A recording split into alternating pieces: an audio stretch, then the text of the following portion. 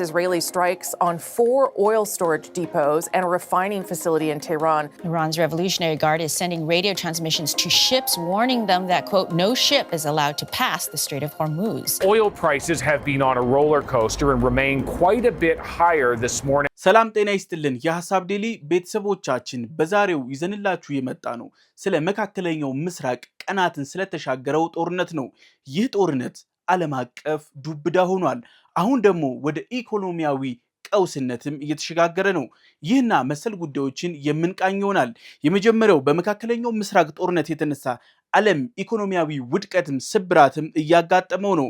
እንዲሁም መንግስታት የዋጋ ግሽበት፣ የኢንዱስትሪ ጥሬ ዕቃ እጥረትም እንዲሁም መላው ዓለም የኢኮኖሚና የአክሲዮን ገበያ ውድቀትም እያጋጠመው ነው።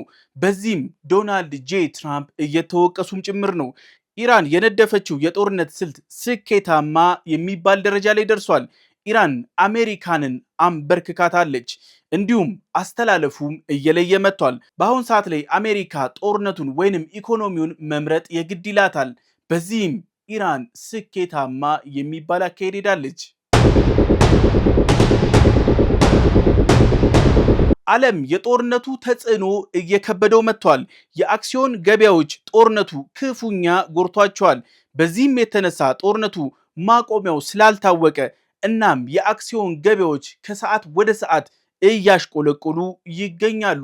በዚህ የተነሳ ዓለም አቀፍ ኢኮኖሚያዊ ውድቀትም እያጋጠመ ነው። Geopolitics heats up in West Asia. It's the oil markets that take the blow. That nervousness has also spilled across stock markets. In Asia, shares fell sharply today at opening. There's a key regional indicator called the MSCI Asia Pacific Index. It covers companies from 5 developed Asia Pacific economies: Japan, Australia, Hong Kong, Singapore, and New Zealand. Today, this index dropped by around 1.5%. አሜሪካ ኢራንን እገርፍበታለሁ ያለችው ጅራፍ ራሷ እየተገረፈችበት ነው። በአሜሪካ ውስጥ ነዳጅ ከቦታ ቦታ የሚለያይ ቢሆንም አሁን ግን ሁሉም እኩል በሚባል ደረጃ ዋጋቸው እየጨመረ ነው። የኑሮ ውድነት፣ የዋጋ ግሽበት አሜሪካን አዲሱ ፈተና ሆኗል። በዚህም የተነሳ በዝቅተኛና በመካከለኛ ገቢ ላይ የሚተዳደሩ ዜጎች ጭንቀቱ ውስጥ ወድቀዋል። የዶናልድ ጄ ትራምፕም እንዲሁም መተማመኛቸውም ድጋፋቸውም እየቀነሰ መጥቷል። ደጋፊዎቻቸው ሳይቀሩ እየተቃወሙ ነው። አብዛኛው አሜሪካውያን በዚህ ጦርነት ላይ ደስተኛ አይደለም። There's always a huge gap in how much Americans pay for gas, depending on where they live. Last I checked, look at the average price in California, for example, compared to the average price in Kansas. But no matter which state you look at, they all have one thing in common. Prices have broadly been going up because the price of crude oil has broadly been going up. ሁሉም ሀገራት በዚህ ጦርነት የተነሳ ጭንቀት ላይ ወድቋል። ህንድ የአክሲዮን ገበያዎቿ ሙሉ በሙሉ ማሽቆልቆል ጀምረዋል። ሁለቱም ትልልቅ የተባሉት የህንድ አክሲዮኖች እየወደቁ መጥተዋል። በዚህም የተነሳ የፋብሪካዎች የአቅርቦት ሰንሰለት እንዲሁም የኢንዱስትሪዎች ሽያጭም እየቆመ መጥቷል። ኢንዱስትሪዎች ሰራተኛቸውን ማሰናበት ጀምረዋል። የነዳጅ ዋጋም ከ3 እጥፍ በላይ እየጨመረ ነው በህንድ። India's 2 key market gauges, the BSE Sensex and the Nifty 50, tried to recover after falling early in the morning, but they failed to fully bounce back. መንግስታት ሌላኛው ጭንቀት የሆነባቸው ይህ ነው። የነዳጅ ድጎማ ፍለጋው እንዲሁም ግዢውም እያደከማቸው ይገኛል። በአሁን ሰዓት ላይ የዋጋው መናር እንዲሁም የሚፈልገው ጊዜም እየጨመረ በመምጣቱ አሁን ላይ መንግስታት አሳሳቢ ደረጃ ላይ ደርሰዋል። ኢራን አዲስ አያቶላ ተክታለች። እሳቸውም በአቋማቸው ጸንተዋል። ወረራው አሜሪካና እስራኤል እስታላቆሙ ድረስ ምንም አይነት የነዳጅ ማለፍም እንዲሁም ማውጣትም አይከናወንም ብለው አቋም ይዘዋል። Iran has meanwhile threatened to strike back at oil facilities in neighboring countries. This puts into play as much as a third of the world's oil production. If you can tolerate oil at more than $200 per barrel, says Iran, continue this game.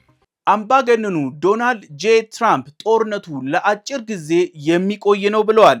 ግን ጦርነቱ አሁንም ቀናትን እያስቆጠረ ነው። የነዳጅ መቆራረጥ ላይ እርምጃ እንወስዳለን ቢሉም አሁን ምንም ማድረግ አልቻሉም። ኢራን በአሸናፊነት በቀጠናው ላይ ጎልታ ወጣለች። አሜሪካ ሳታቅድ የገባችበት ጦርነት ዋጋ እያስከፈላት መጥቷል። ለአሜሪካ ጦርነቱን ማቆም እንደ ሽንፈት እየቆጠረችው ነው። ምክንያቱም አሜሪካ ይሄንን ጦርነት አቆማለሁ ብላ ያሰበችው አያቶላውን ገላ እንዲሁም የእስላማዊ ዘቡን ሙሉ በሙሉ መንግስቱን ስርዓቱን አፍርሳ ነው። ግን አያቶላው ቢሞቱም በአያቶላው ተተክተዋል። መንግስታዊ ስርዓቱ ግን ባለበት ጸንቶ ቆመዋል። ለአሜሪካ ጦርነቱን መቀጠል ደግሞ መልሶ ራስ ምታት ሆኗል። ውድቀትም ጭምር እየሆነ መጥቷል። አሜሪካ ለጦርነቱ የምታወጣው ወጪ ከቀን ወደ ቀን እያሻቀበ ነው። የአሜሪካን ዕዳም እየጨመረ መጥቷል። እንዲሁም ጦርነቱን አሜሪካ በዚሁ መቀጠል ከሆነ አሁን ላይ እየገጠማት ያለው ከፍተኛ የተባለ የነዳጅ ዋጋ ጭማሪ፣ የኢኮኖሚ ስብራት እንዲሁም ግሽፈትም ጭምር በእጥፉ ሊጨምር ይችላል። ይህ የፖለቲካ ውሳኔ አሜሪካንን ዋጋ እያስከፍላት ነው። ከስሌት ይልቅ ስሜት የመራቸው ትራምፕ ሀገራቸውን ዋጋ እያስከፈሏት ይገኛሉ። በአሁን ሰዓት ላይ አሜሪካ የነብር ጭራ ይዛለች። እንዳትለቀው ችግር ሆኖባታል። ትበላለች በኢራን መልሳ ደግሞ ይዛ እንዳትቆይ ደግሞ ኢኮኖሚዋ እየተሽመደመደ መጥቷል። Tonight, President Donald Trump is describing the conflict with Iran as short-term, but Trump seemed to threaten intensified action if Iran made any attempt to stop the world's oil supply. በኢራን እገዳ ምክንያት ሙሉ በሙሉ መርከቦች ቆመዋል። በዚህም የተነሳ የደህንነት ሽፋን አሜሪካ ልትሰጥ አልቻለችም። ኢራን በቀጠናው ኃያልነቷን በቃል ብቻ አረጋግጣለች። እንዲሁም የነዳጅ ዋጋ መናር፣ የትራንስፖርት ችግር፣ የፕላስቲክ ምርት እጥረት፣ የማዳበሪያ፣ የመድኃኒት እነዚህ ሁሉ ዓለም አቀፍ ችግር እየሆኑ መጥተዋል። ኮንስትራክሽን ደግሞ የማይቀመስ ሆኗል። የጦርነቱ ተጽዕኖ ዓለም አቀፍ ኢኮኖሚ ላይ ትልቅ የተባለ ተጽዕኖ እያደረሰ ነው። የገበያ አለመረጋጋት፣ ኢንፍሌሽን በሰፊው እየፈተነ ይገኛል የዓለም ኢኮኖሚን። Because the price of oil affects the price of gas, which affects the cost to fly a plane, drive a truck, deliver a couch, power a machine, make plastic or fertilizer.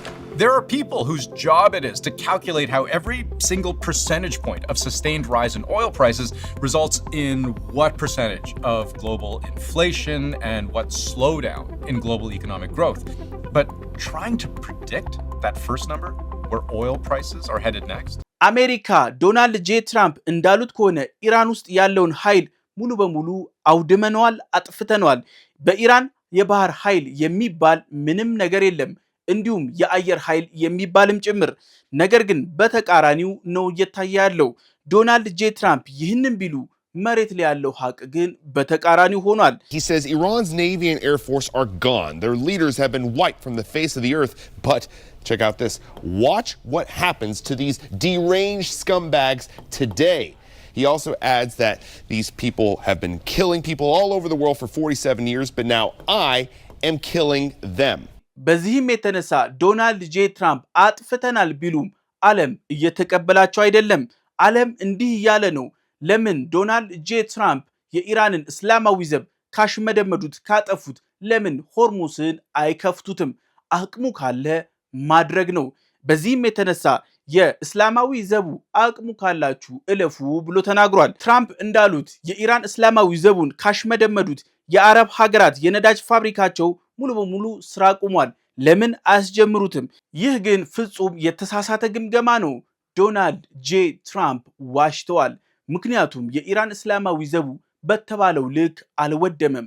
አሁንም ጠንካራ የተባለ አቅም አለው። በዚህም የተነሳ የአረብ ሀገራት የኢራንን አቅም ስለሚረዱ አንድም የነዳጅ ጫኝ መርከብ በቦታው ላይ እያለፈ አይደለም። በዚህም የተነሳ ዶናልድ ጄ ትራምፕ ስሜት መርቷቸው የገቡበት ጦርነት አሁን ላይ አማራጭ እንዲሁም መውጫ አጥተዋል። ምክንያቱም ትራምፕ በስሜት ነበር የገቡበት። wiped every single force in Iran out very completely. Most of Iran's naval power has been sunk. It's on the bottom of the sea. ዶናልድ ጄ ትራምፕ የጀብደኝነት ጉዟቸው መቆም የግድ አለበት። ይህ ካልሆነ የነዳጅ ዋጋ በ3 እጥፍ የሚጨምር ይሆናል። ዓለም በታሪኳ እንደዚህ አይነት የዋጋ መናር እንዲሁም መዋዠቅም አጋጥሟት አያውቅም። የዓለም ኢኮኖሚ መንግስታት ራሷ አሜሪካም ጭምር እስራኤልም ጭምር ኢኮኖሚያቸው ይህንን ጦርነት ይዞ መጓዝ አይችልም። ይህንን ጦርነት መሸከም ደግሞ አለመቻላቸው ሽንፈታቸውን ያረጋግጣል። ድርድር ከኢራን እስላማዊ ዘቡ ጋር የግድ ይላል። በዚህም የተነሳ ጦርነቱን ሙሉ በሙሉ ማቆም፣ ኢራን የምታመርተውን የሰላማዊ የኒውክሌር ልማትን ሙሉ በሙሉ መደገፍ እንዲሁም የኢራንን ሉዓላዊነት መቀበል የግድ ይላቸዋል። ይህ ግን የማይሆን ከሆነ ኢራን የምትወስደው እርምጃ አሜሪካንንም እስራኤልንም እያጎበጣቸው እየሄደ ነው። Well, I mean, it's plausible. You know, if this goes on for another month and you're just not seeing those tankers go through, that's absolutely plausible to hit $200 a barrel. We have the biggest supply shock in history. Oil prices will have to rise to levels that cause economic damage. So I would guess in the 150, 160 range. $200 cannot be ruled out, however, but I don't think the economy could handle $200 for very long. አሜሪካ ከአጋሮቿ ከፍተኛ የተባለ ጫና እየደረሰባት ነው። ጦርነቱን አቁሚ፣ መንግስታት የኃይል ችግር ወደ ቀውስነት እንደሚያድግ እየተነበዩ ነው። አሜሪካ በእጀባ የነዳጅ ምርትን እንዲያልፍ ለማድረግ ሙከራ እያደረገች ነው። ግን በዚህ እንቅስቃሴ የተነሳ የመርከብ ባለቤቶች ፍቃደኛ ሊሆን አልቻሉም። እንዲሁም የመርከብ ኢንሹራንስ ካምፓኒዎች በዚህ በኩል የምታልፉ ከሆነ ምንም አይነት የኢንሹራንስ ክፍያ የማንሰጥ መሆኑን እናሳውቃለንም እያሉ ነው። የአሜሪካ የጦር መርከቦች ራሳቸው በሆርሙዝ ሰርጥ ሲንቀሳቀሱ በትልቅ ስጋት ነው። የኢራን እስላማዊ ዘቡ አቅሙ ቀላል የሚባል አይደለም። News that Trump says he wants to wind the war down and, along with allies, begin providing military escorts to tankers carrying oil. But words are easy to issue, easy to take back, hard to decipher. So most of the headlines I'm seeing right now, mixed messages. Again and again and again. አሜሪካ በማናለብኝነት የጀመረችው ጦርነት አሁን ላይ ወታደሮቿን እያሳጣት ይገኛል። ከቀን ወደ ቀን አሜሪካ ወታደሮቿ እየሞቱባት ይገኛሉ።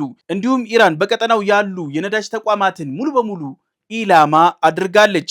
አንዳንዱም እየተመቱም እየወደሙም ጭምር ነው። አሜሪካ ለፈጠረችው ቀውስ መውጫ አላዘጋጀችም። ራሷም ደጋፊዎቿም ችግር ውስጥ እየገቡ ነው። በእሳቱም እየተለበለቡ ይገኛሉ። The Pentagon announcing a 7th U.S. soldier has died in the conflict, with both sides targeting oil facilities. Black smoke filling the air over Tehran after an Israeli missile hit a fuel depot and refinery. Iran striking back on a Bahrain oil refinery. The price of a barrel of oil topped $100 before dropping, but drivers still paying eye-popping prices at the gas pump. The president speaking out on rising energy prices. In the long run, oil supplies will be dramatically more secure without the threat of Iranian ships, drones, missiles, nuclear menace. የጂ7 አባል ሀገራት ራሳቸውን ከኢኮኖሚያዊ ስብራት ለመታደግ እየተሯሯጡ ይገኛሉ። ስትራቴጂካል የተባለውን ነዳጃቸውን ክምችታቸውን ለመጠቀም ውሳኔ ላይ ለመድረስ እየተወያዩ ነው። ከ1.2 ቢሊዮን በርሜል በላይ ለመልቀቅ ውሳኔ ላይ ለመድረስ እየተዋከቡ ይገኛሉ። የጂ7 አባል ሀገራት ይህ ውሳኔያቸው መፍትሄያቸው ከሳምንት በላይ ሊያቆያቸው አይችልም። ሆርሙዝ እስካልተከፈተ ድረስ የተረጋጋ የነዳጅ አቅርቦት ሊኖር አይችልም።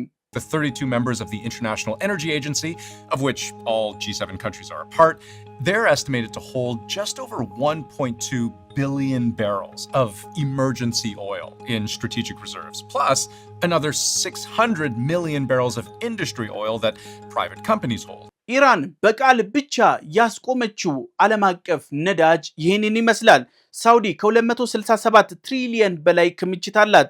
እንዲሁም ኢራን ከ298 ቢሊዮን በላይ፣ ኢራቅ ከ145 ቢሊዮን በላይ፣ እንዲሁም ኩዌት ከ102 ቢሊዮን በላይ፣ ኳታር ከ25 ቢሊዮን፣ ዩኤ 113 ቢሊዮን፣ እንዲሁም ኩዌት 102፣ ኦማን 5 ቢሊዮን፣ እንዲሁም ባህሪን ከ170 ቢሊዮን በላይ የነዳጅ ክምችት አለ። ይህ ማለት ከግማሽ በላይ የዓለም የነዳጅ አቅርቦት በዚህ ቀጠና ስር ነው የሚገኘው። ኢራን በአንድ ቃል ማስጠንቀቂያ ብቻ ሙሉ በሙሉ አስቁመዋለች። Alone have more than 250 trillion barrels of oil in known reserves. Iran, more than 200 billion. In fact, look at all the countries surrounding the Persian Gulf. Iraq, the United Arab Emirates, Kuwait, Qatar, Oman, and Bahrain.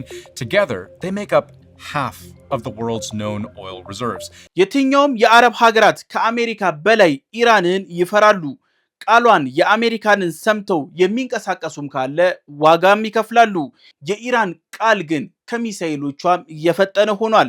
የኢራንን ማሳሰቢያ ችላ ያለ የትኛውም የአረብ ሀገር ከአሜሪካ ጋር ቢያሸረግድ ከአሜሪካ ጋር ቢመክር ዋጋ ሊያስከፍለው ይችላል። የነዳጅ ማጣሪያዎቹ ሙሉ በሙሉ ይወድማሉ። ይህ ማለት ለጥገና ቢሊዮን ዶላሮችን ይጠይቃል ማለት ነው። በዛም የተነሳ ዓለም አሁንም ቢሆን የነዳጅ አቅርቦት ችግር ያጋጥመዋል። መልሶ ደግሞ ከጥገናው በኋላ ደግሞ የሚወስደው ጊዜ ነው። ይህ ሙሉ በሙሉ ዓለም አቀፍ የነዳጅን አለመረጋጋት ላይ ይጥሏል። የኢራንን ቃል ያልሰማ የትኛውም የአረብ ሀገር ሙሉ በሙሉ መሰረተ ልማቶቹ ሊወድሙ ይችላሉ።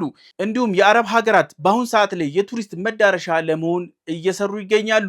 ዩኤኢ ደግሞ ቀዳሚዋ ነች። የአረብ ሀገራት የኢራንን ቃል የማይሰሙ ከሆነ ዋጋ ሊከፍሉ ይችላሉ።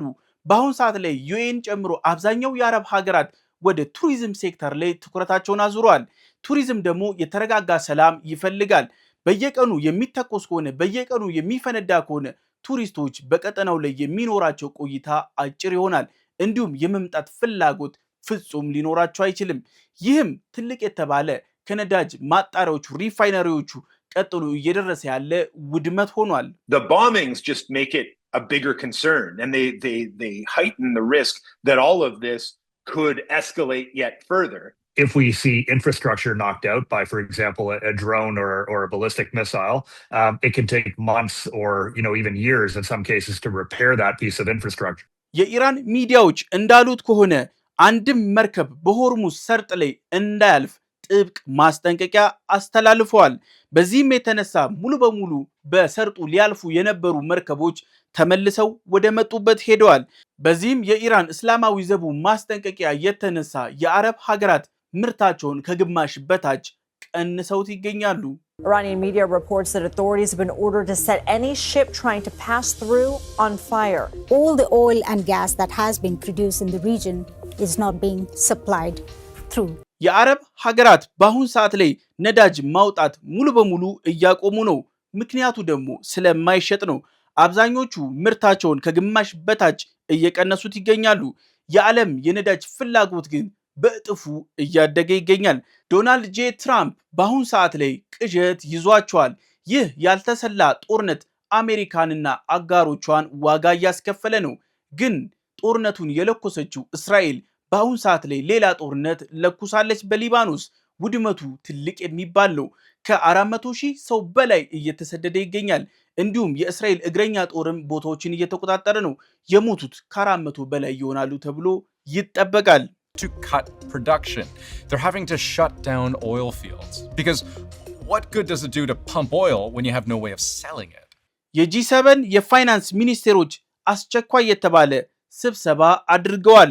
በዚህም የተነሳ የነዳጅ ክምችታቸውን ለመልቀቅ የሚችሉበትን አሰራር ሁኔታ እየተወያዩ ይገኛሉ። G7 meeting of finance ministers held a meeting to discuss the possibility of a joint release of emergency oil reserves. በአሁን ሰዓት ላይ ብቸኛ አማራጭ እየሆነች ያለች ሀገር አንድ ሀገር አለች። እሷም ራሻ ነች። ራሻ በብቸኝነት የነዳጅ አማራጭ እየሆነች መታለች። ግን አብዛኛው የአሜሪካን አጋር ሀገራት በዩክሬን የተነሳ ሙሉ በሙሉ ማዕቀብ ጥለውባታል። የምዕራቡ ሀገራት ብቸኛ አማራጭ ሆና የቀረበችላቸው ደግሞ ራሻ ነች። ከራሻ ነዳጅ መግዛት ደግሞ ለነሱ ሞት ነው። ምክንያቱም በዩክሬን ጦርነት የተነሳ ብዙ ማዕቀብ አከታትለው ጥለዋል። አሁን ሙሉ በሙሉ ማዕቀቡን ማንሳት የግድ ይላቸዋል። ሙሉ በሙሉ ደግሞ ማዕቀቡ ከተነሳ ራሻ ነዳጇን አውጥታ ትሸጣለች። ነዳጁ ደግሞ ወጥቶ የሚሸጥ ከሆነ ራሻ ጉልበቷ ይጠነክራል። ከጠነከረ ደግሞ ዩክሬንን ትደቁሳታለች። ያ ማለት የምዕራቡ ሀገራት እስካሁን ድረስ ዋጋ የከፈሉለት ጦርነትን በሽንፈት ያጠናቅቃሉ ማለት ነው። በዚህኛው ጦርነት ላይ ራሻ ለኢራን ሰፊ የተባለ ወታደራዊ ድጋፍ አድርጋለች። ያደረገችው ደግሞ ወታደራዊ ድጋፍ ይህ ነው፣ የመረጃና የስለላ ነው።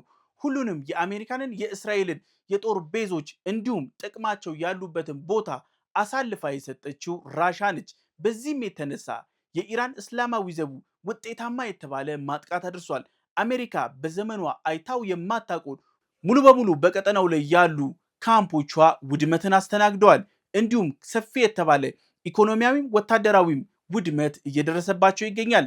አሜሪካ በዚህ ጦርነት ላይ ተዋጊ ጀቶቿ እንዲሁም በአየር ላይ ነዳጅ መቅዳት የሚችሉ አውሮፕላኖቿ ተከስክሰዋል። ውድመቱ ግዙፍ የሚባል ነው። ወታደሮቿም እያለቁ ይገኛሉ። ይህ ማለት ደግሞ ለኢራንና ለራሻ ጥንግ ድርብ የተባለ ትልቅ ሰክሰስ ነው። በዚህ ጦርነት ላይ ግን ሚናዋ ያልታወቀው ቻይና ነው። ቻይና የኢራን ደጋፊ መሆኗ ግልጽ ነው፣ የራሻም ጭምር። ግን ቻይና በሰፊው እየተዘጋጀች ይገኛል። የአሜሪካና የአጋሮቿን ለጦርነቱ እያወጡ ያሉት ኢንቨስትመንትን፣ ቴክኖሎጂዎችን እያየች ትገኛለች። ቻይና በሰፊው ታይዋንን የመጠቅለል ፍላጎት አላት። በአንድ ቻይና ፖሊሲም ትመራለች። በአሁኑ ሰዓት ላይ ቻይና በሰፊው በዚህ በታይዋን አካባቢ ላይ እየተንሰራፋች ይገኛል። ምናልባትም አሜሪካ ከዚህ በፊት የነበራትን ውድቀቶች፣ ክፍተቶች፣ ድክመቶችን ተምራ ቻይና ፈጣን ማጥቃት አድርጋ ሙሉ በሙሉ ታይዋንን ልትጠቀልል ትችላለች። ይህ ጦርነት ከጦርነትም በላይ ነው። ኢኮኖሚ፣ ጂኦፖለቲካዊ እንቅስቃሴ፣ ሀገራት የሚያደርጉት ጦርነት ላይ የሚያሳዩ ቴክኖሎጂዎችም እንዲሁም የመቀደምና የመዘግየት እየሆነ መጥቷል።